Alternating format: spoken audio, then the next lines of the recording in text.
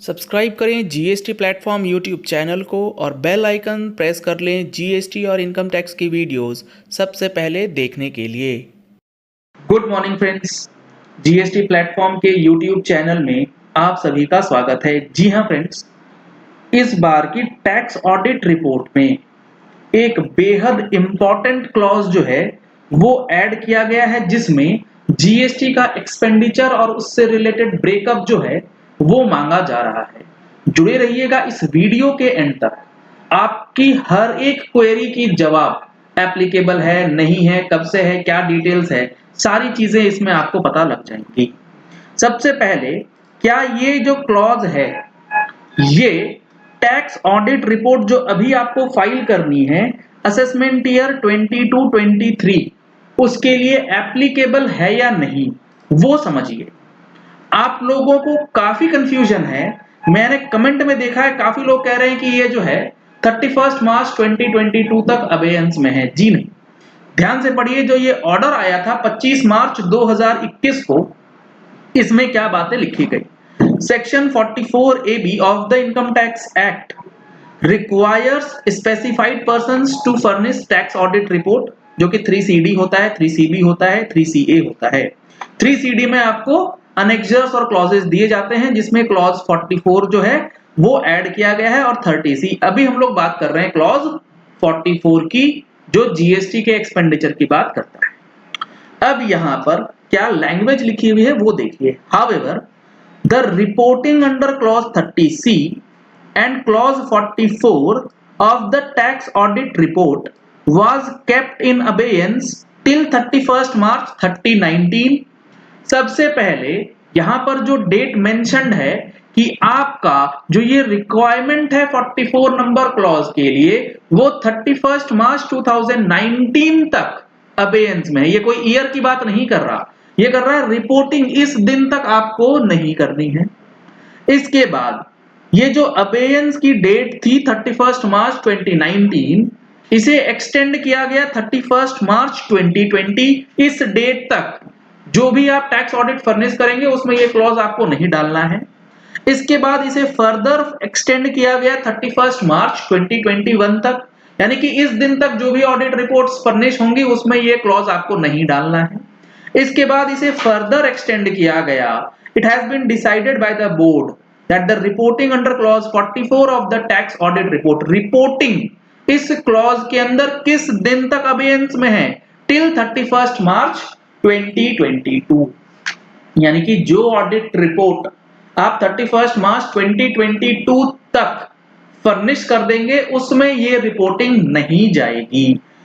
1 April 2022 and onwards जो भी audit report आप फाइल करेंगे, चाहे वो किसी भी साल से रिलेटेड हो, आपको ध्यान रखना होगा कि ये वाला जो रिक्वायरमेंट है इसको आप अगर फुलफिल नहीं करेंगे तो आपकी परेशानी आ सकती है, क्योंकि ये 1 अप्रैल 2022 से अबेयंस में नहीं है। अगर कोई ऑर्डर नहीं आता है तो 1 अप्रैल 2022 से, यानी कि असेसमेंट ईयर 22-23 का जो आपको टैक्स ऑडिट रिपोर्ट फाइल करना है उसमें ये क्लॉज 44 का ब्रेकअप डालना होगा। इसकी अबेयंस की डेट 31 मार्च 2022 को जा चुकी है। तो सबसे पहले ये कंफ्यूजन कि ये एप्लीकेबल है या नहीं, इसको दिमाग से निकाल दीजिए। ये एप्लीकेबल हो गया है।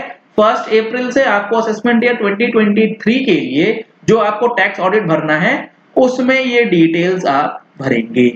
अब डिटेल्स क्या है इसको भी आपको समझना पड़ेगा, और इसकी जो डिटेल्स है वो आपको हमारे अगले महीने की टैक्स मैगजीन में भी मिलने वाला है। अगर आपने अभी तक टैक्स मैगजीन का सब्सक्रिप्शन नहीं लिया है तो दिए गए नंबर्स पे कॉल करके, व्हाट्सएप करके आप टैक्स मैगजीन का सब्सक्रिप्शन ले सकते हैं। अब इसमें जो रिक्वायरमेंट है इसको अगर आप ध्यान से देखेंगे तो यहां बताया गया है कि जो टोटल एक्सपेंडिचर है आपका वो ब्रेकअप करके आपको प्रोवाइड करना है।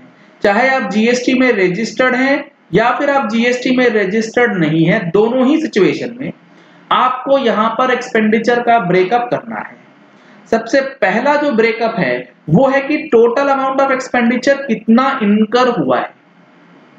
अब यहाँ पर काफी सारे सवाल आते हैं, सैलरी, डेप्रिसिएशन, इंटरेस्ट, फलाना ढिमकाना, जितना भी आपका एक्सपेंडिचर है वो आपको यहाँ पर मेंशन करना है। मतलब पीएल अकाउंट का जो डेबिट साइड है वो आप यहाँ पर मेंशन कर सकते हैं। हालांकि यहाँ पर एक क्लैरिफिकेशन की बेहद रिक्वायरमेंट है इनकम टैक्स डिपार्टमेंट की तरफ से कि इस क्लॉज के अंदर बेसिकली डेटा भरना क्या है। जब तक क्लैरिफिकेशन नहीं आती है, आपको लिटरल इंटरप्रिटेशन अगर देखेंगे, टोटल अमाउंट ऑफ एक्सपेंडिचर जो आपने इनकर किया है ड्यूरिंग द ईयर वो आपको यहां डालनी है। उसके बाद इस एक्सपेंडिचर का जो फर्दर ब्रेकअप है वो ध्यान रखना है। अब आती है बात डेप्रिसिएशन की।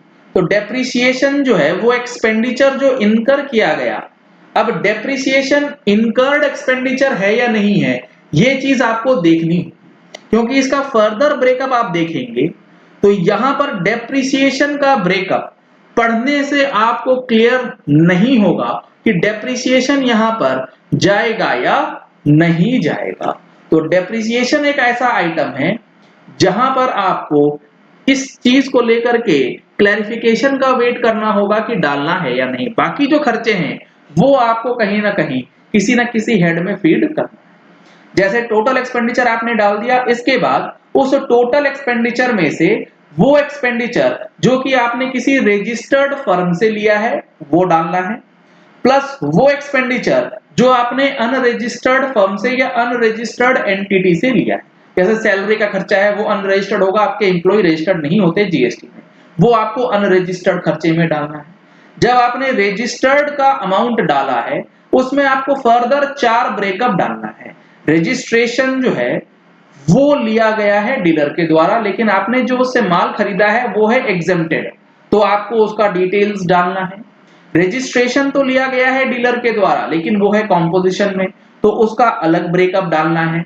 एग्जेम्प्टेड और कॉम्पोजिशन को बाहर निकालने के बाद जो आपके रेगुलर क्लाइंट्स हैं, जो रेगुलर डीलर्स हैं जिनसे आपने माल परचेज किया है टैक्सेबल का, उसका ब्रेकअप आपको डालना है।